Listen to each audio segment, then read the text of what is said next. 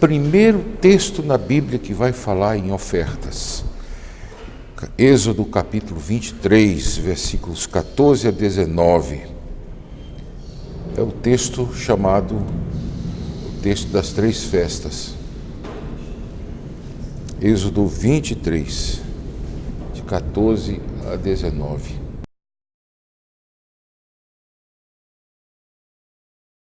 Parece um texto confuso, um texto sem nexo, mas ele tem o seu nexo, a sua própria explicação. Eu vou começar pelo último, que pareceu o mais isolado de todos. Não cozerás o cabrito no leite de sua própria mãe. Meus irmãos, é daqui que a culinária judaica nunca admitiu nenhum prato feito com leite, carne feita com leite. Os judeus não conhecem estrogonofe, eles usam falso estrogonofe. Põe milho, põe outras coisas, soja, mas você não encontra num restaurante judeu ou numa casa judia, sério, kosher, qualquer coisa feita com leite, porque eles estenderam isso. Como é que você vai saber que aquele cabrito não era filho de onde veio o leite? O leite se mistura. Bem, alguns reclamam, não, o leite é de vaca, a carne de cabrito, não tem nada a ver, mas eles estenderam. Interessante. Aqui vai um preceito que o Senhor Jesus muito condena. O Senhor Jesus condena aqueles que querem ser mais santos do que Deus. Por exemplo, quando o Senhor Jesus está imprecando contra eles a respeito dos jejuns, é porque a lei de Moisés só previa jejum durante um dia no ano. Com muito boa vontade, a exegese permitia 2 dias no ano. E aquele fariseu hipócrita se apresentava como bom diante de Deus, batendo no peito e dizendo que jejum 2 vezes por semana. Por essa razão, o Senhor Jesus, no Sermão do Monte, deixa tão claro a respeito disso, a respeito do jejum, do uso do jejum. Aqui está dizendo o seguinte: você tem um rebanho em sua casa e você mata um cabrito. Não vai matar uma ovelha grande, não precisa de muita coisa, vai matar só o cabrito. Não vá fazer cozido com o leite da mãe dele. É simples, considere o que você tem e não seja cruel com as coisas que Deus lhe dá. Não estão proibindo absolutamente você fazer estrogonofe, de modo nenhum. É exagero dos judeus, não há menor dúvida. Consideração demais dos rabinos. A segunda coisa, versículo 18: não oferecerás do meu sacrifício com pão levedado, não oferecerás o sangue do meu sacrifício com pão levedado, nem ficará a gordura da minha festa durante a noite até pela manhã. O primeiro era o caso do fermento. O fermento era tão importante que nós vamos ver aqui a primeira festa dos pães asmos, e lá eu explico a natureza, vou explicar a natureza do fermento, por que Deus o condenava tanto. Mas eu vou explicar agora da gordura. Nem ficará a gordura da minha festa durante a noite até pela manhã. O altar do Senhor deveria ser limpo, deveria ser mantido limpo. Daqui os judeus também tiram uma coisa: a cozinha da casa não pode dormir desarrumada. Todo dia a cozinha deve dormir arrumadinha, em honra ao Senhor. E é interessante que eles têm até uma lenda, que a coisa é gravada na véspera do sabá. Se a véspera do sabá, da sexta, ao anoitecer de sexta, a cozinha estiver bagunçada, o anjo Gabriel e o anjo mau vão chegar lá e o anjo mau vai dizer que no sábado que vem seja assim, e o anjo bom tem que concordar. Amém. Ou seja, no sábado sempre tem que estar completamente arrumada. Aumento dos judeus, não há menor dúvida. Não tem nada disso. O que o Senhor está prevendo é para o altar, não é para a cozinha.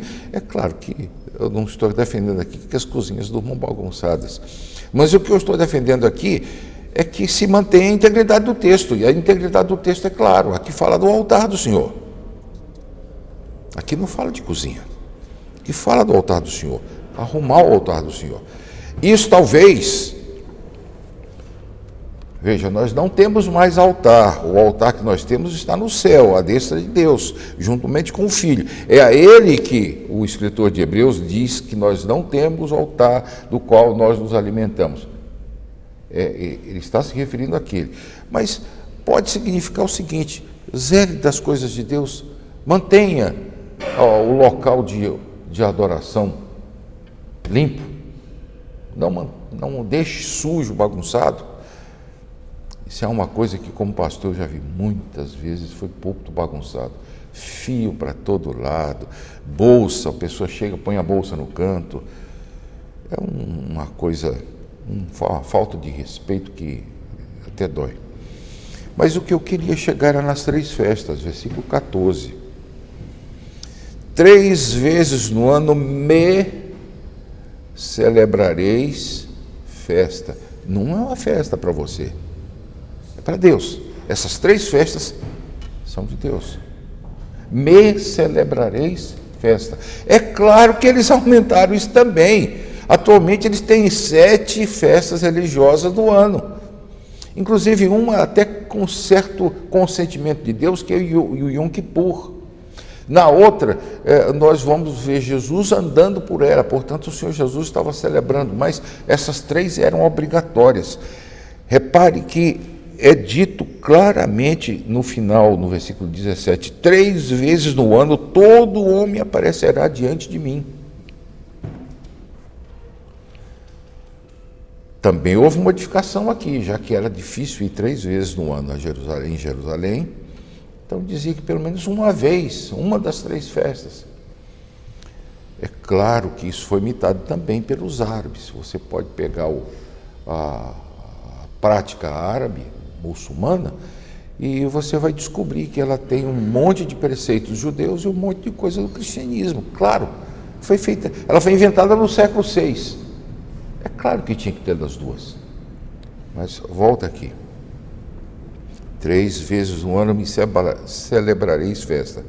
Guardareis a festa dos pães asmos, 7 dias, uma semana, comerás pães asmos sem fermento, como te ordenei, no tempo apontado no mês de Abibe, porque nele saíste do Egito. O mês de Abibe era o primeiro mês do ano para os judeus, era como o nosso janeiro. Era lá que começava o ano. E a ideia de começar o ano com a festa dos pães asmos era didática. O Senhor Jesus está dizendo, não tragam fermento. Irmãos, o fermento é uma coisa produzida por outra que vem antes. O fermento é a manutenção do bolor. A primeira vez que eles celebraram Páscoa, ficou muito claro que eles não deveriam usar fermento de espécie alguma. Chega ao ponto de que um dos preceitos, que eu não sei onde está, mas está no Pentateuco, que o homem deve verificar a sua casa à busca de fermento e depois dizer claramente que a casa está livre de fermento. Cabe ao homem verificar tudo da casa. Aí você vai dizer, mas fermenta só na cozinha. Mas por acidente pode ter parado no guarda-roupa, então tem que verificar tudo. A casa tem que ser inspecionada de tudo. Os rabinos diziam isso com apoio de alguns textos. O fermento sempre lembrava as coisas passadas. E a ideia de fazer isso sem fermento no começo do ano é dizer o seguinte, do ano passado, eu não quero nem aquilo que torna o pão mais agradável. Deixando as coisas que para trás ficam. Foi assim que o rabino Paulo interpretou. Prossigamos para o alvo. A ideia de deixar o fermento para trás. E o Senhor Jesus tomou o fermento, às vezes, para explicar coisas piores. Ele disse, acautelai-vos do fermento dos fariseus. Os discípulos pensaram que ele estava falando de pães e eles... O fermento dos fariseus é a hipocrisia, cautelai-vos, porque a hipocrisia, ela se reproduz do presente em direção ao futuro. Pois bem, a primeira festa era essa, comer coisa nova. Não era festa para você. Você, é claro, se você fosse um judeu, você se divertiria com ela, mas era festa oferecida a Deus. Era uma festa santificada a Deus. Vou começar o ano com o pé direito, por assim dizer. Versículo 16. Guardarás a festa da cega, dos primeiros frutos do teu trabalho que tiveres semeado no campo, e a festa da colheita, a saída do ano, quando recolheres do campo o fruto do teu trabalho. Irmãos, são duas palavras diferentes que aqui tentaram colocar diferentemente em português, mas basicamente, apesar de ser duas palavras diferentes em hebraico, todas as duas significam colheita. A festa da cega dos primeiros frutos e a festa da colheita da saída do ano. Isso aqui está se referindo a grãos. Figo e azeitona eles colhiam sempre que que havia no pé. A azeitona, por exemplo, era durante o ano inteiro. Mas algumas coisas davam na época própria. Tinham sazonalidade. E o plantio dos grãos, eles plantavam cevada, plantavam trigo, plantavam alpiste.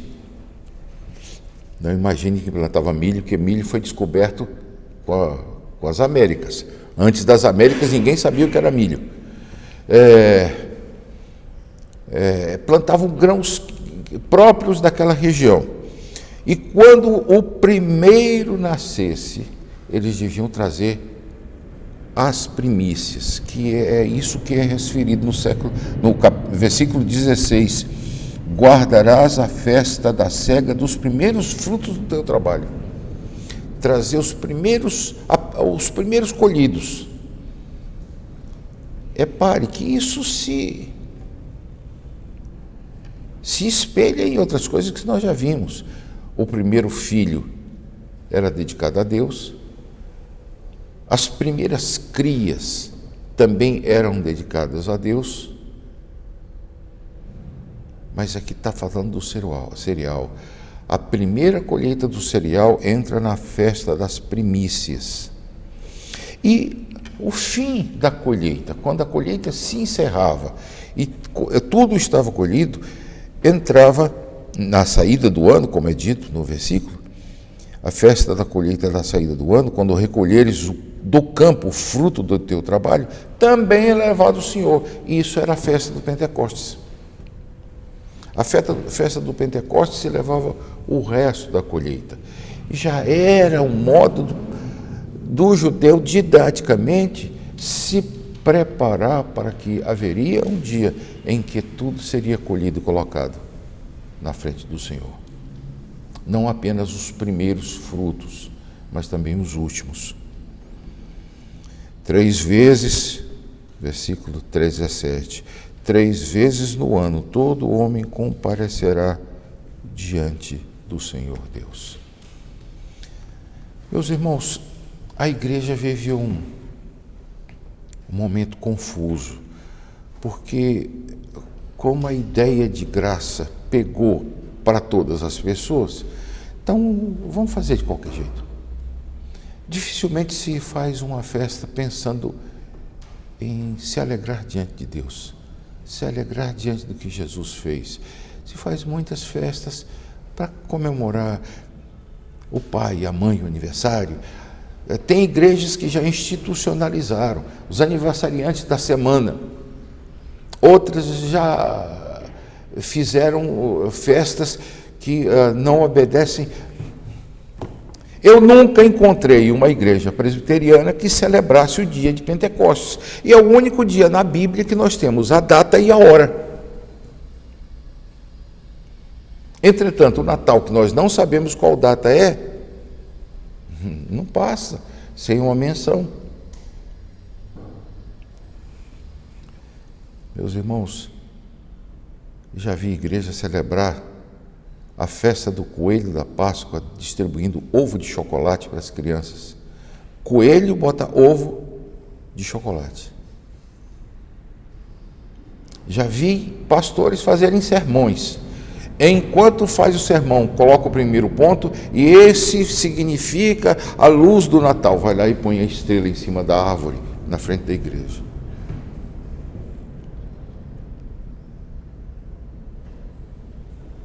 Do jeito que os judeus inventaram e aumentaram coisas em cima do texto sagrado, nós também inventamos e aumentamos. Aqui está muito claro o princípio: comparecer com alegria diante de Deus. Por quê? Porque Ele nos dá mais um ano de vida. Por quê? Porque Ele nos dá o começo da colheita e o fim da colheita. Ah, pastor, mas eu não semeio nada, eu não colho nada. Mas alguém colhe por você. Entre essa pessoa que colhe você tem o seu salário, que Deus lhe dá condições de, através do salário, comprar a colheita. Entregar a Deus as primícias do que você ganha.